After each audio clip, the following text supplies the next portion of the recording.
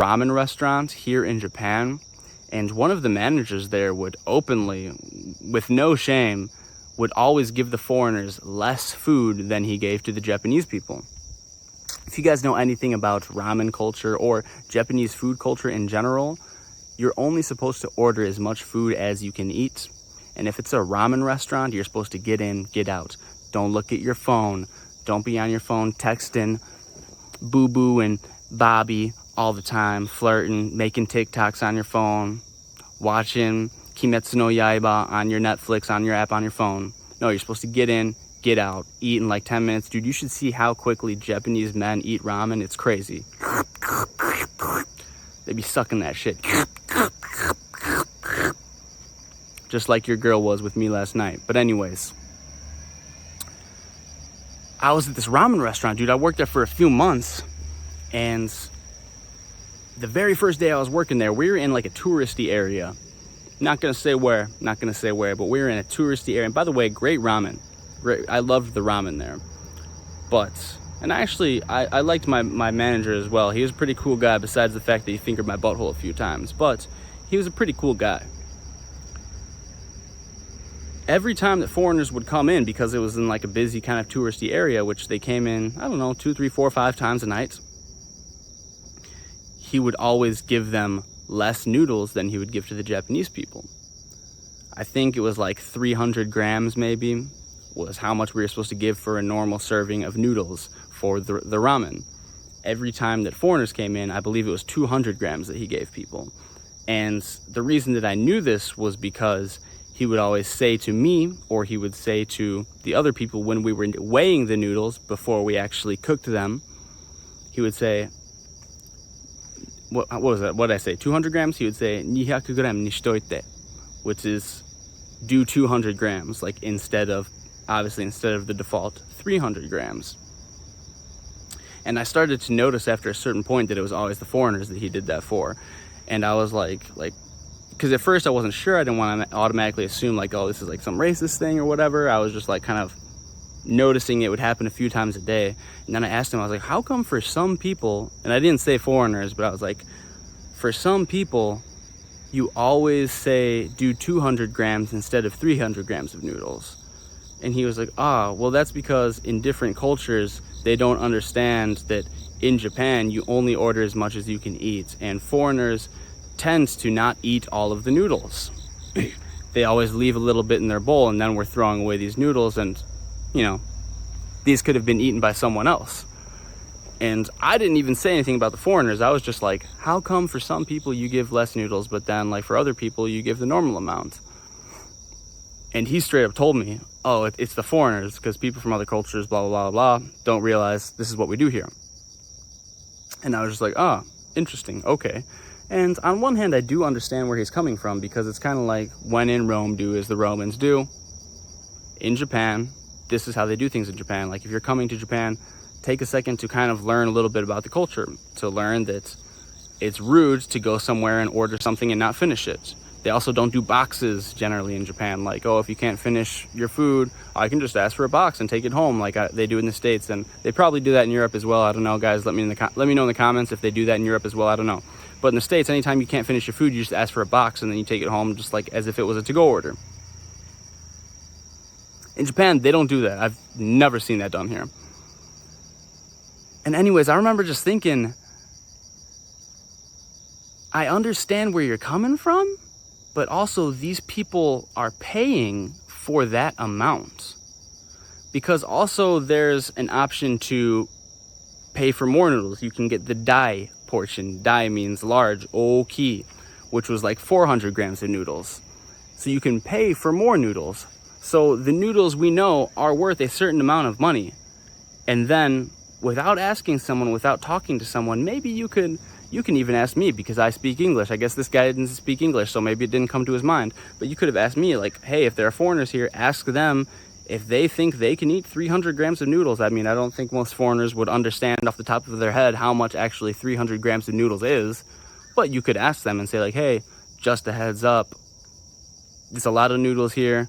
If you can't finish it, it's kind of rude if you can't finish it in Japan, so we recommend maybe doing a little bit less. Is that okay? Or asking or saying, please, Maybe you can put a sign somewhere in the store that says, please, there are a lot of noodles we know, please tell us if you want less noodles, or please eat all of your noodles even if it's difficult, whatever. But no, he just told me foreigners don't eat all of their noodles, so I just give them less. And I just think that's ridiculous because they're paying for that amount of noodles, and it doesn't matter because they've already been paid for. So at that point, what does it matter if someone eats their noodles or not? They paid the amount of money, they paid the same amount of money as the Japanese people, and you don't know. And even if you think that you're doing some type of good by saving something for the business or preserving the Japanese culture, whatever it be, even if there is one foreigner who you gave less noodles to, it doesn't matter if they noticed or not that they didn't get as many noodles. You gave less noodles to, they're still hungry, they still want to eat, they paid the same amount as Japanese people. What you are doing is you are overcharging those people simply because they are foreigners. Now, here's where we get to the point. That is simply part of living in Japan.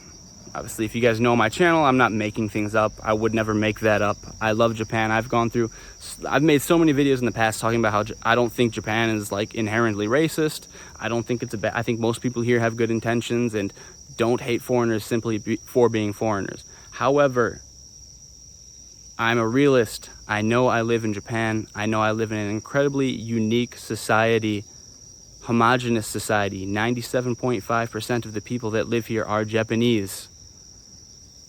Yeah, things like this happen here. Anybody who tells you this doesn't happen, Japan, like, you'll never meet a racist person in Japan. I mean, I don't know if anybody's ever said that, but I have heard some people say, like, Japan's not racist at all. They're super welcoming. They're super open to foreigners. Like, that's just not true. This is pretty normal here. If that ever happened in the States, the second anyone ever heard about that, this business would be so far under the ground and in debt and being sued by everyone left and right and all over the news, you wouldn't be able to stop hearing about it. In Japan, that was one of the 2 jobs where I've worked here in Japanese companies. I've worked at 3 different jobs. 1 was a foreign company, 2 were Japanese companies.